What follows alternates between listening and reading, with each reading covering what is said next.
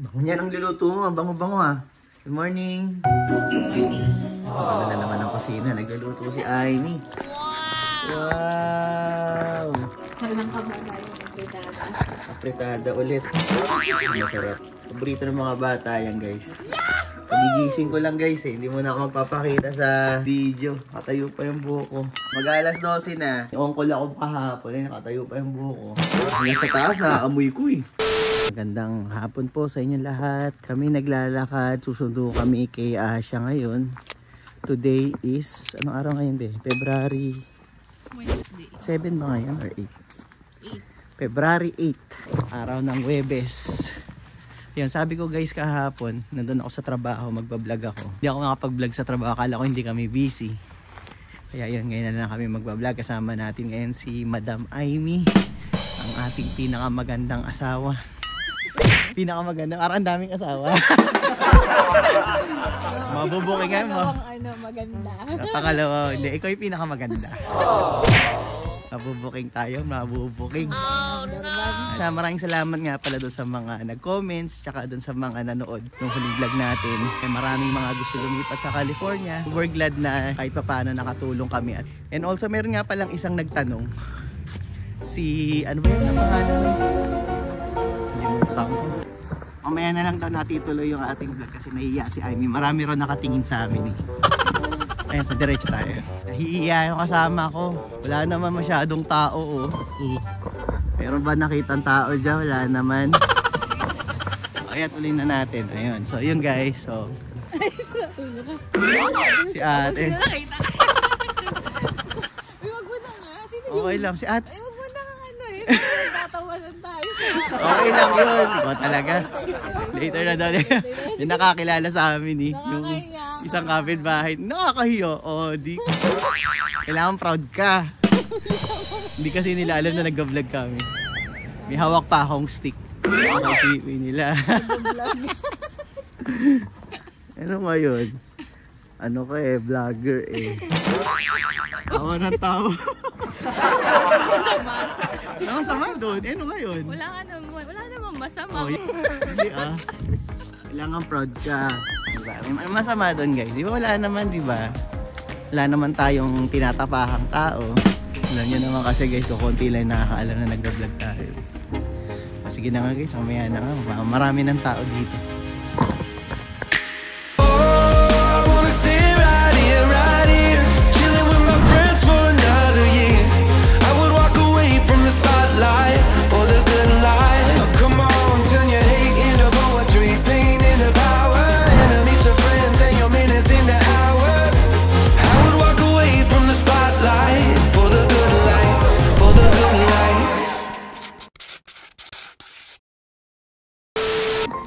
Magandang babae oh.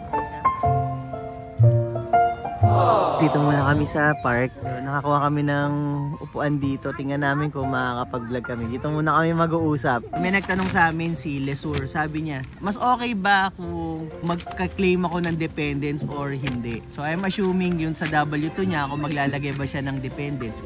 Kasi guys, pag nag-apply kayo ng trabaho, tapos doon sa HR, magpipil kayo ng W2 kung ilan yung dependence na i-claim nyo. Minsan kung isa, dalawa, tatlo, ganyan. Pag mas marami kang dependence, mas konti yung tax na i-deduct sa'yo.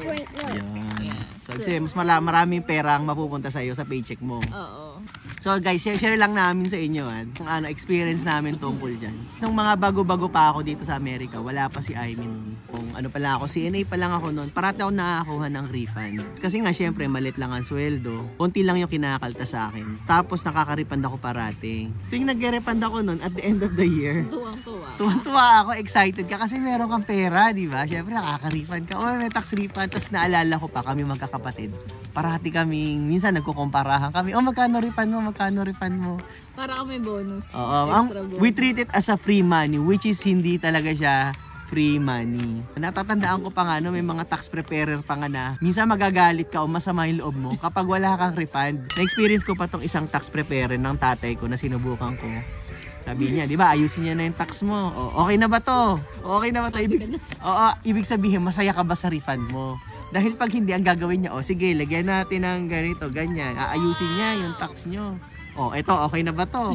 Hanggang maging masaya ka. Siyempre, the more money na mariripad mo, mas masaya ka kasi siyempre may pera ka. Pero mali po yung gano'n. Kasi ang ginagawa ng tax prepare na yun, which is hindi ako aware, is minamanipulate niya yung numbers na meron siyang mga kiniklaim sa mga taxes na hindi ko naman talaga siya nakuha. Alam mo yun, hindi ko naman ginamit. So basically, pinuhokus-focus. Nagpatuloy yun guys hanggang dumating si Aimee. Si Aimee di ba accountant nga sa Pilipinas. Pero guys kasi kahit accountant to sa Pilipinas, hindi naman kasi pinapractice sa Pilipinas yung ganun. Paano ba sistema sa atin? Di ba sa atin walang refund-refund? Sa Pilipinas, hindi naman nagpa-file individual yung mga tao. Nung na-employer ako sa Banco de Oro, ang Banco de Oro ang magpa-file, ang magbabayad ng tax.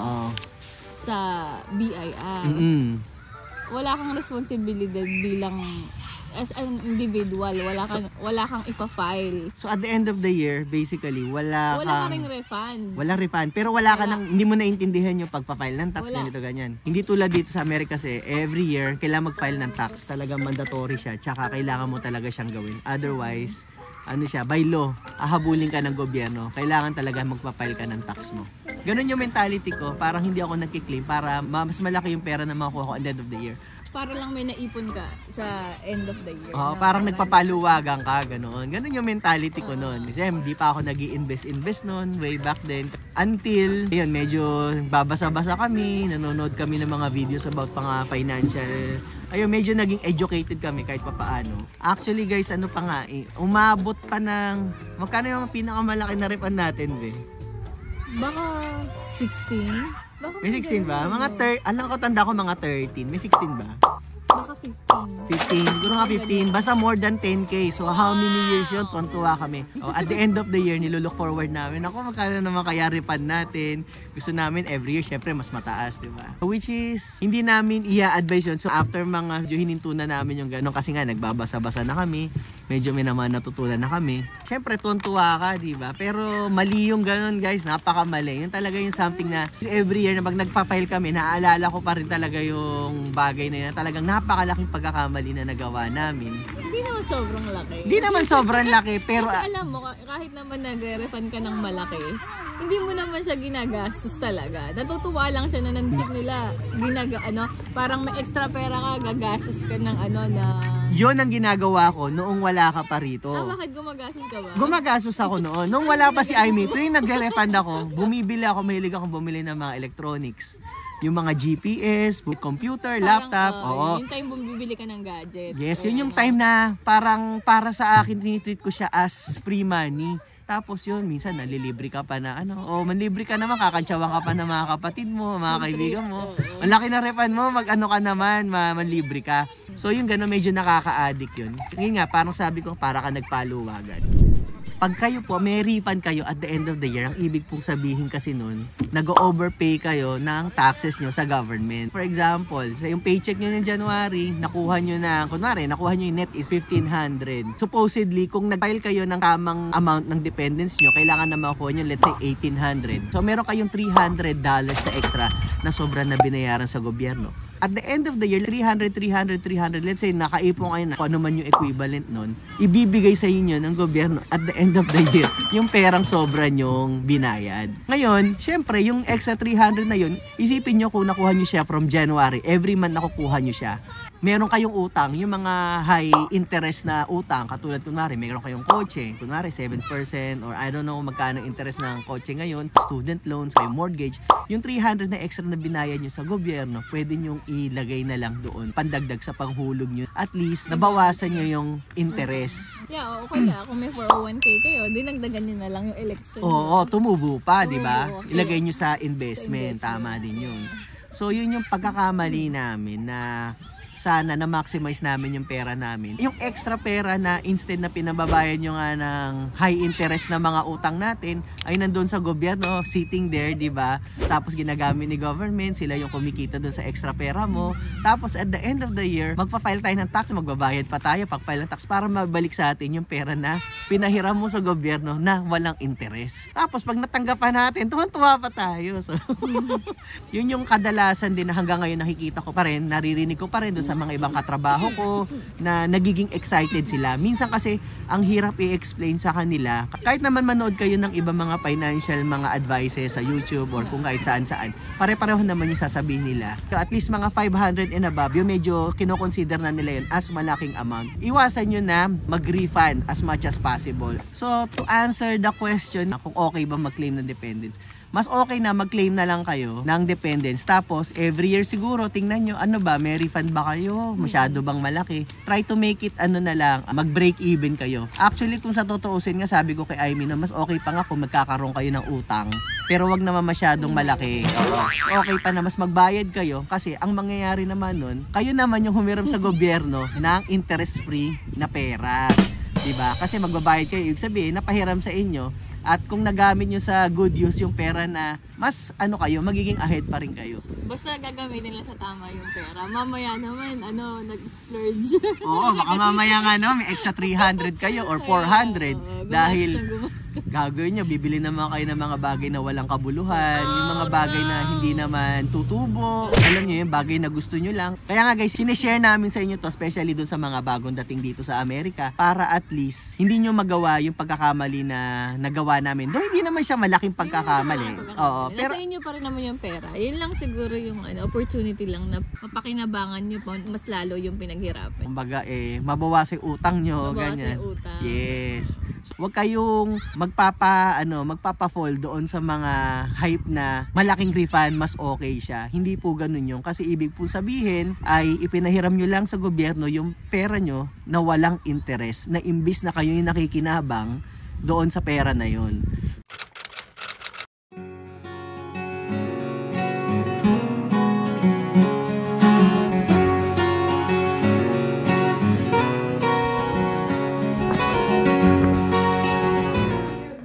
Ito yung mga pangit, oh.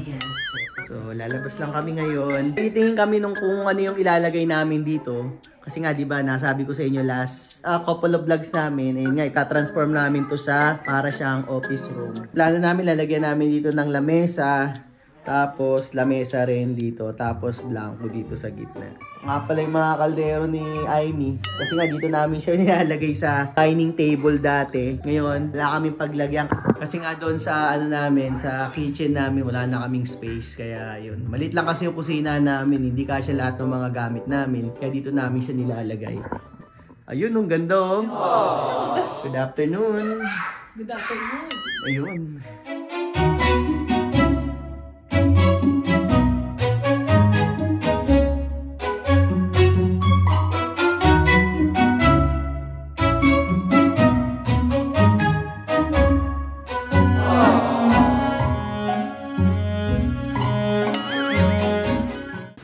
Pakalakas ng hangin guys, nakita namin sa inyo. Nataob na. Hinangin. Grabe oh. Wala, may hurricane. Ay, ang anong pala, halaman mo, tumaob. Oh no! Hindi na nga dinidiligan, tumaob pa.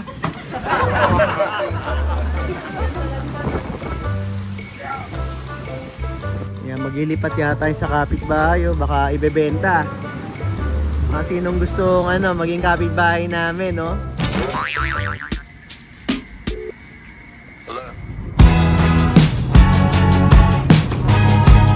Rainbow. Kaya pala mahangin, nakabukas sa electric fan. You in the backyard of your old farm in the summer. Stayed there for 3 weeks where we learned to love each other. Skip to the present, haven't been so happy ever. Hello pretty girl, we're here. Left, right. Thank you.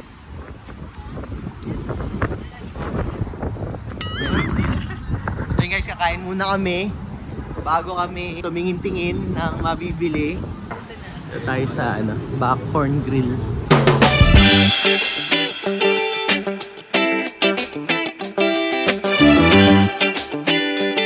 Good evening.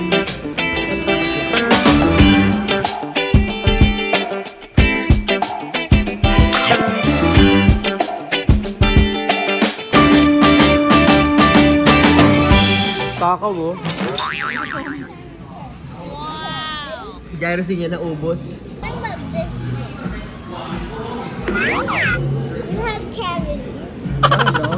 It says that's the orange tea. Guys, dito na kami sa The Container Store. Yan. Meron pong ganito sa LA dati. Doon kami madalas pumunta ng Container Store. Yun. Ano siya, puro container talaga siya. As in, literally, mga containers. Yan. Kaya para dun sa mga, ano dyan, mga organized na tao dyan. Ito ba yung, ayun o. Ayun, magugustuhan nyo talaga dito. Ayun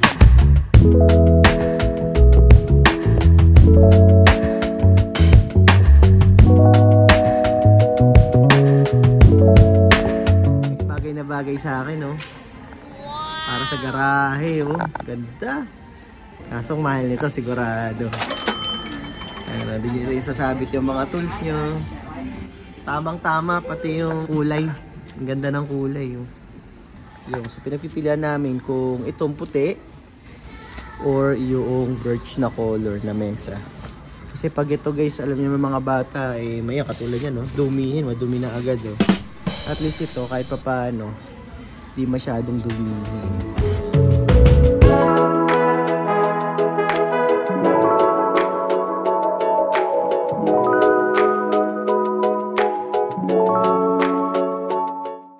i-prepare ko na yung damit nila kapag, ano, kunyari ito, Monday.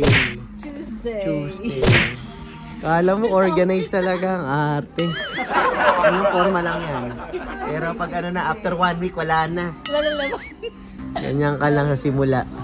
Tuloy na kami. Wala rin kami nabili kasi kailangan din orderin online kasi wala silang stock ng mga kailangan ko. Pero yung iba, pero hindi ko na binili, sabay-sabay na lang. So, magsusukat-sukat pa ako sa bahay tapos ordering ko online, then pipick upin ko na lang kapag ready na. Bago po ako magpaalam, magsha-shoutout lang tayo. So, shoutout kay Neil Loves Moto. Currently reviewing for nursing local board po. Sana makapasa. Thank you. Yun. So, yun. Good luck sa board exam. Pagputihan. Sana makapasa agad. Shoutout din kay Docness TV. So, sabi niya, pa-shoutout din po. Pareho na tayo. May CGM na rin ako. Daming naman sa nanay ko. Pati diabetes, isinama na sa wheel. Ayun. Ingat po kayo sa complication. Sana wag tularan si ako. Ayun. Salamat po sa pagpapaalala. Shoutout din nga pala kay Ate Susie. Sabi niya, pa-shoutout kami dito sa Toronto from Ate Susie. So, shoutout po sa inyo at maraming salamat. So, yun guys, hanggang dito na lang po magtatapos ang ating vlog for today. Sana po nagustuhan nyo at meron na naman po kayong natutunan kahit konti. And if you do, please, paki-like na lang po as always yung ating video at kung meron po kayong gustong idagdag regarding dun sa tax refund na pinag-usapan namin ngayon, please leave a comment down below so para malaman din namin tsaka mabasa din po ng ibang mga nanonood. So yun, ganito na lang po talaga at maraming salamat po sa nanonood and we'll see you again sa susunod na vlog. Bye!